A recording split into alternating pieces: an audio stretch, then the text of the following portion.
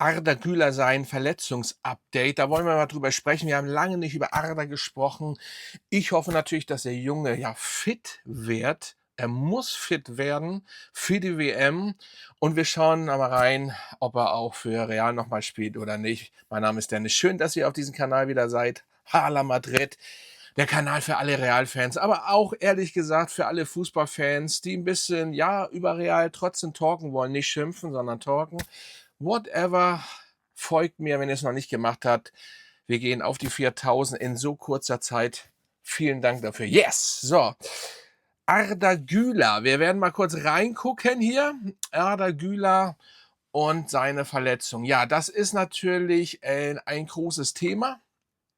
Und ich hoffe natürlich, dass Arda fit wird zur WM. Also gleich vorweg, er wird für Real Madrid nicht mehr auflaufen, so wie es ausschaut. Und dementsprechend, das ist natürlich, ich muss schon sagen, das ist natürlich sehr schade. Die Diagnose ist, ja, das ist über Französisch aus, oder nee, nicht jetzt Latein, auf jeden Fall was mit dem Bizeps im Bein und so weiter. Das ist natürlich nicht schön und im Endeffekt ist die Saison gegessen für Real Madrid. Wir werden wahrscheinlich Zweiter werden oder bleiben, ein Glück, aber man weiß ja nie bei Real in dieser Saison, in dieser katastrophalen Saison. Fakt ist auf jeden Fall, dass wir Zweiter bleiben und alles durch ist. Wir werden, oder wir sind in der Champions League raus, Meister werden wir nicht mehr, Pokal sind wir auch raus. Das heißt, Arda Güler, es ist eigentlich jetzt Latte, ob er spielt. Das heißt, er kann sie auskurieren und ich hoffe, dass der Junge für die WM fit ist für die Türkei. Ja, es ist natürlich ein Wettlauf mit der Zeit, wie ich hier lese. Das ist es ist natürlich ein großes Ziel, die Weltmeisterschaft 2026 in Juni, also die Zeit rennt, das wissen wir. Ich sehe Mediziner und aktuell Vorsicht optimistisch sind die Mediziner. Die Frage ist natürlich wieder, was für Mediziner, und wir kennen ja unsere Mediziner. Da kann ich nur hoffen, ich weiß gar nicht, ob vielleicht ist er auch in der Türkei oder vielleicht ist er auch woanders. Ähm, Schreibt mal in die Kommentare, vielleicht habe ich da irgendwas nicht mitgekriegt, aber natürlich wird auch Real also darüber schauen, aber unsere Ärzte, ja, wenn das denn alles stimmt, das hatten wir ja schon in der ganzen Saison, sag ich mal, ja, beschnackt und dass sie nicht gerade die Besten sind und vieles gar nicht sehen und überhaupt keine Ahnung von der Materie haben, was sie da machen manchmal. Ja, und deswegen, ja, ich bin gespannt, dass er pünktlich zum Turnierstart Anfang Juni wieder bei 100% sein könnte. Es ist ein könnte, liest man hier. Und ja, der Nationaltrainer, der türkische, ist auf jeden Fall in Kontakt mit Arda. Ja, das ist natürlich auch klar. Ich meine, warum sollte er auch nicht in Kontakt sein? Und, und den Ärzten, wie ich hier gerade lese, und den Ärzten von Real Madrid. Und ja, sie haben einen optimalen Reha-Plan für das Turnier in Nordamerika oder die stimmen darüber ab. Ja, kein Risiko wird natürlich auch nicht eingegangen. Das sollte man auch, sag ich mal, nicht machen. Aber was für ein Risiko auch. Er sollte sich jetzt auskurieren. Für Real Madrid wird er so und so nicht mehr spielen. Ist natürlich schade, aber im Endeffekt, wir können so und so nichts mehr gewinnen und wir werden Zweiter bleiben, wenn jetzt nicht, was weiß ich, was groß schief läuft. Ich weiß gar nicht, ob das rechnerisch noch möglich ist. Aber, also, dass wir Platz 3 erreichen, das glaube ich nicht. Und deswegen wird, also das, was ich sehe, kein Risiko. Es wird berichtet, dass Ada in der kommenden Woche also kein unnötiges Risiko eingehen wird, selbst wenn die Heilung schneller verläuft, um die WM unter keinen Umständen zu gefährden. Ja, das ist ja gerade das, was ich vorweggenommen habe. Warum sollte er auch jetzt noch für Real Madrid spielen? Um die WM, vor allen Dingen für die Türkei, die nach so langer Zeit oder überhaupt bei der WM jetzt dabei ist, wäre das albern. Und er ist nun mal, wenn nicht der beste Spieler oder einer der besten Spieler in der Türkei oder aus der türkischen Nationalmannschaft. Und dementsprechend ist das natürlich schwachsinnig, da ein Risiko einzugehen. Ich kann noch mal die Heilchancen, die Schätzung für die Genesung liegen bei etwa 3 bis 6 Wochen. Er wird aktuell behandelt und kein Risiko für die Zukunft einzugehen. Konservativ behandelt, sorry, das hatte ich überlesen. Konservativ behandelt. Ja, Wie gesagt, der Junge wird fit. Ich glaube, dass auch Arda allgemein sehr fit ist, das wissen wir. Wenn man so sieht, wie er trainiert, gehe ich da also, habe ich eigentlich keine Bedenken, dass er nicht fit wird zur WM. Und wie gesagt, ich hoffe es. Problem ist jetzt nur, finde ich, was passiert, wenn er sich bei der WM verletzt? Wenn oder beziehungsweise wenn die Verletzung, die er jetzt hat, schlimmer wird, wo ich nicht von ausgehe. Aber ich sage noch nur, ich möchte auch nicht irgendwie so groß in den Raum werfen. Ich habe immer so viel, sage ich mal, Recht bei anderen und so. Ähm, Das ist schon 'n Phänomen, was ich manchmal sage und was passiert und überhaupt.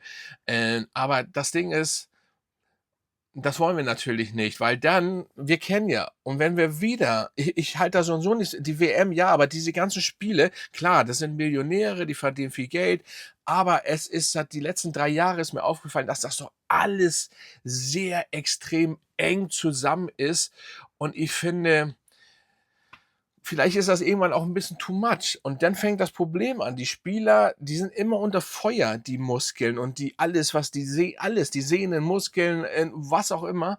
Und dann kann's auch irgendwann ja, ich weiß nicht, wenn wir hatten jetzt die letzten 2 Jahre so viel Verletzte und die Saison war sehr schlecht, aber selbst wenn die fit wären, glaube ich oder waren ja auch zwischendurch fit, wäre die Saison ja nicht anders gelaufen. Aber ich glaube einfach, man muss aufpassen. So, und so wie ich das weiß oder kenne, wird nach der WM wird's nicht lange dauern und dann kommen schon wieder Freundschaftsspiele, Nationalmannschaft Freundschaftsspiele. Die sind schwachsinnig, diese komischen scheiß Freundschaftsspiele. Die sind für mich total unnötig.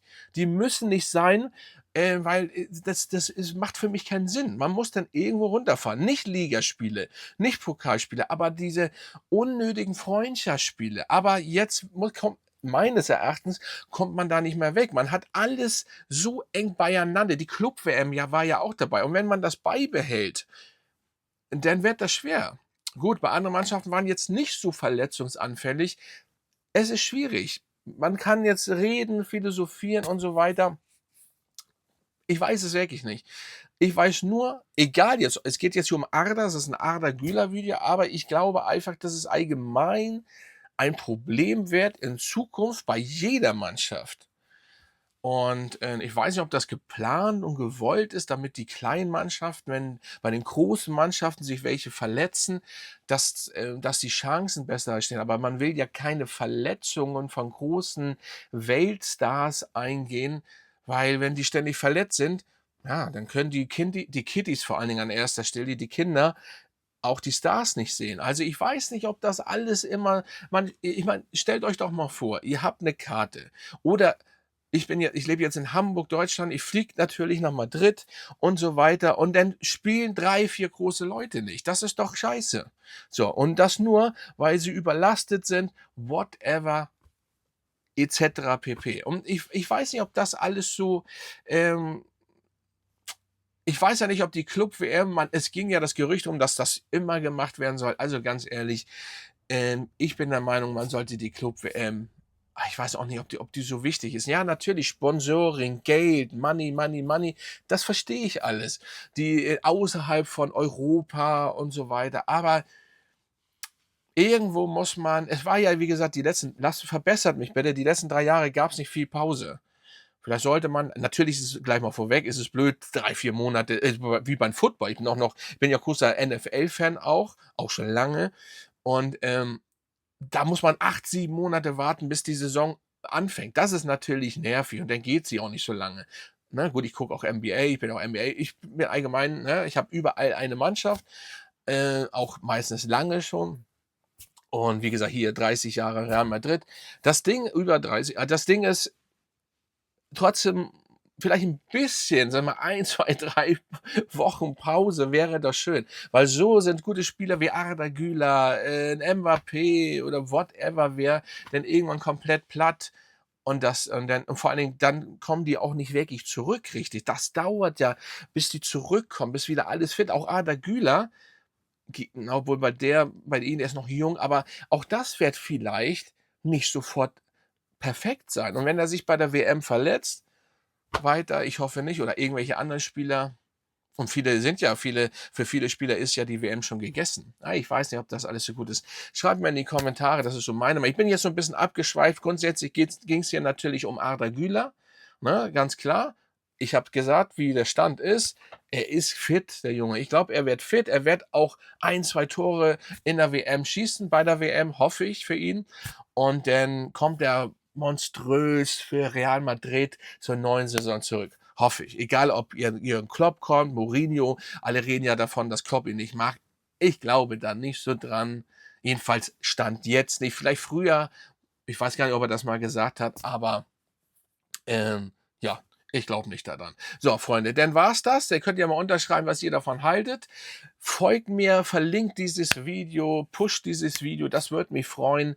Ne? Und weil hilft mir viel weiter, das hilft uns weiter, wir als Real Madrid Family hier, easy, locker hier auf diesem Kanal. Also Freunde, Hala Madrid und bis zum nächsten Mal.